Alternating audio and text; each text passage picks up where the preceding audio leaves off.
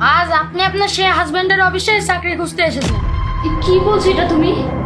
জাহিদ এত বড় হয়ে গেছে, এত বড় কোম্পানির মালিক, আর তুমি তুমি আমার ছেলে? Excuse me, stop, come down. May I coming sir? Yes, come in.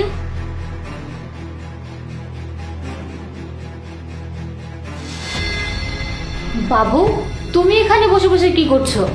Mind your language, এটা আপনার বাড়ি না, এটা অফিস। আর আমি আপনার ইন্টারভিউ নেব, আর আমি আপনার বস। আরে এখানে কি আমার সাথে ফাজলামি হচ্ছে? তুমি আমার বস মানে? আমি যতদূর জানি এখানে যিনি বস তার নাম জাহিদ। তো তুমি এখানকার বস হও কিভাবে? আমি সেই জাহিদ সাহেবের ছেলে, একমাত্র ছেলে। আর সেই হিসেবে আমি এই কোম্পানির একজন ওনার।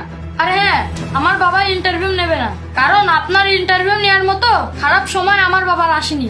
হোয়াট? এসবের মানে কি? ওয়েট, এটা আমার বাবা, আর বাবার পাশে আমি।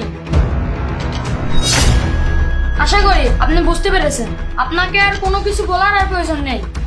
এটা তো জাহিদ, আমার হাজবেন্ড। না, এটা আপনার এক্স হাজবেন্ড, যাকে আপনি ছেড়ে চলে গিয়েছিলেন। আর আমি আপনার সেই সন্তান, যে দুধের বাচ্চাকে রেখে আপনি আপনার সুখের কথা ভেবে চলে গিয়েছিলেন। আপনি কি খেয়াল করেছেন? আপনার ভাগ্যটা আপনি দেখুন। আজ আপনি আপনার সেই হাজবেন্ডের অফিসে চাকরি খুঁজতে এসেছেন।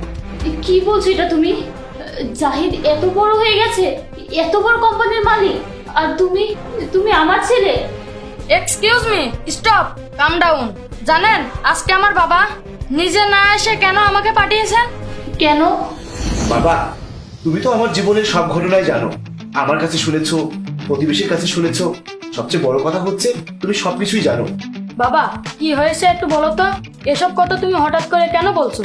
আসলে বাবা, আমি কখনোই চাইনি যে তুমি তোমার মাকে না জেনে থাকো, তোমার মা সম্পর্কে না জেনে থাকো। আমি সবসময় চেয়েছি তুমি তোমার মাকে চেনো, তুমি তোমার মায়ের সম্পর্কে জানো।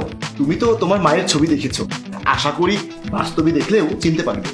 বাবা, তুমি হঠাৎ করে ওই মহিলার কথা কেন বলছো বলো তো? কারণ আগামীকাল তোমার মা আমাদের অফিসে আসবে ইন্টারভিউ দিতে। কি? হ্যাঁ, আজ অফিসে ইন্টারভিউ লিস্টে দেখলাম তোমার মায়ের নাম আর ছবিও দেওয়া আছে। তুমি তো সবকিছুই বোঝো। আসলে আমি তোমার মায়ের মুখোমুখি হতে চাই না, তাই আমি তোমাকে ইন্টারভিউ বোর্ডে পাঠাবো।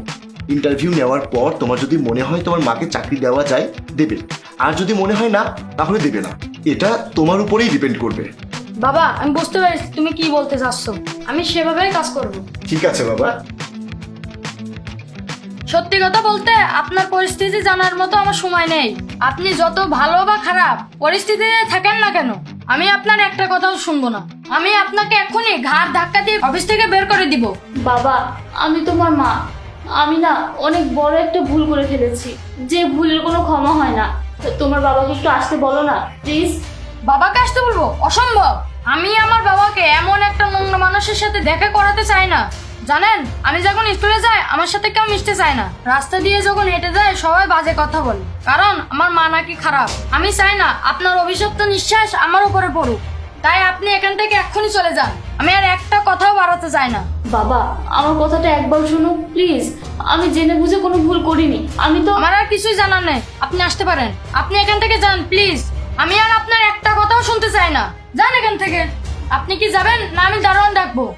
আজকে এই পরিস্থিতি আমার নিজের কারণেই হয়েছে। সেদিন যদি আমি আমার নিজের কথা না ভেবে স্বাচ্ছন্দ্যের জীবনের আশায় স্বামী সন্তান ছেড়ে চলে না যেতাম, তাহলে হয়তো আজ আমি এই বিশাল কোম্পানির রানী হয়ে থাকতাম। এভাবে ভিখারির মতো আমাকে চলে যেতে হতো না। কি ব্যাপার? আমি বললাম না আপনাকে এখান থেকে চলে যেতে। চলে যান এখান থেকে।